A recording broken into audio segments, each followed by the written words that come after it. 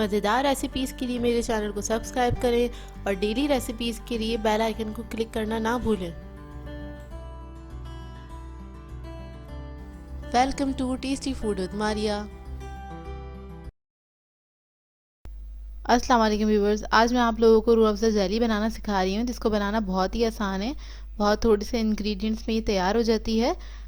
इसको आप बहुत सारी चीज़ों में इस्तेमाल कर सकते हैं। तो चलिए आइए इसके इंग्रेडिएंट्स नोट कर लेते हैं। इसके लिए हमें चाहिए पानी लिया है मैंने 2 कप, चीनी हमें चाहिए 2 टेबलस्पून, ये चाइना ग्रास है 10 ग्राम ली है। ये 10 ग्राम का ही पैकेट मिलता है, आपको बाज़ार में इजीली मिल जाता है। मैंने इम्तियाज़ से लिया था, आप लोग देख लीजिए जहाँ से भी आपको मिल जाए। रूह अफ़ज़ा लिया है मैंने आधा कप,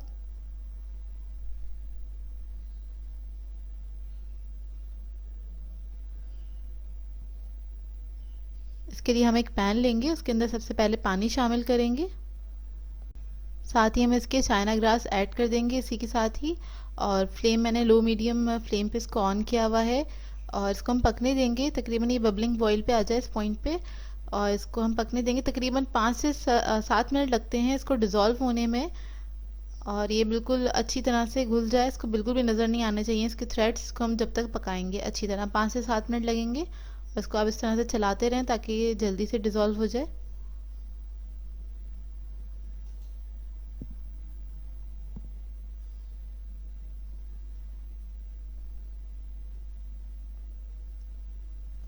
ये देखिए डिज़ोल्व हो गई है, मुझे 5 से 7 मिनट लगे हैं इसको पकाने में।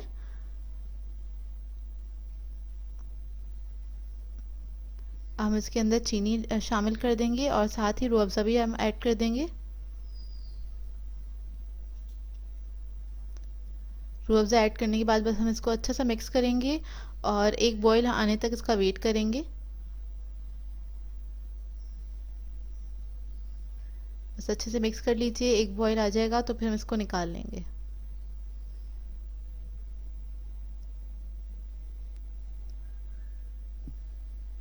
ये देखिए बॉईल आ रहा है इसमें, जैसे ही बॉईल आएगा इसको हल्के से मिक्स करूंगी और फ्लेम ऑफ कर दूंगी।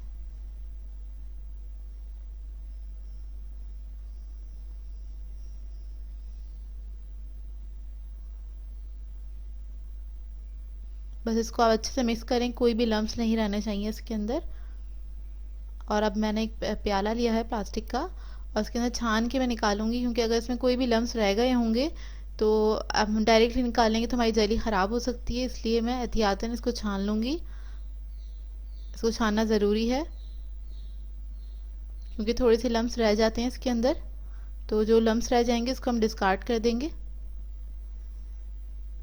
बस चमचे की मदद से इसको हिला के जितना भी लिक्विड है वो निकाल लेंगे, बाकी हम इसको डिस्कार्ड कर देंगे। और इस जेली को मैं रख दूंगी, काउंटर पे ही छोड़ दूंगी मैं इसको तकरीबन 15 से 20 मिनट के लिए। देखिए 15 से 20 मिनट हो गए हैं और जेली बिल्कुल सेट हो गई है, बहुत अच्छी सेट हुई है जेली। इसका टेस्ट भी बहुत अच्छा होता है। आप लोग चाहें तो किसी और भी फ्लेवर की बना सकते हैं, जिस फ्लेवर के हमें मशरूबात मिलते हैं मार्केट में। अब मैं आपको इसको कट करके दिखा रही हूँ। इसको आप लोग चाहें कस्टर्ड में यूज़ कर सकते हैं, शरबत में यूज़ कर सकते हैं। इसे आप अपने बच्चों को भी दे सकते हैं बना के खाने के लिए, वैसे भी बहुत मज़े की लगती है ये, इसका टेस्ट बहुत अच्छा होता है। बस इसके हम स्क्वायर पीसेस निकाल लेंगे और ये बनाने के बाद भी आप 2 से 3 दिन तक इसको फ्रिज में रख सकते हैं, ये आराम से रह जाती है क्योंकि इसमें से पानी नहीं निकलता। जैसे नॉर्मल जेलीज जो हम बनाते हैं उसको हम रख नहीं सकते हैं क्योंकि वो बहुत ज़्यादा रनी हो जाती हैं, पानी छोड़ जाता है उसका और बिल्कुल भी सही नहीं रहती हैं। आप इसको एक दिन भी नहीं रख सकते हैं, लेकिन इस जेली को आप 2 से 3 दिन तक रख सकते हैं।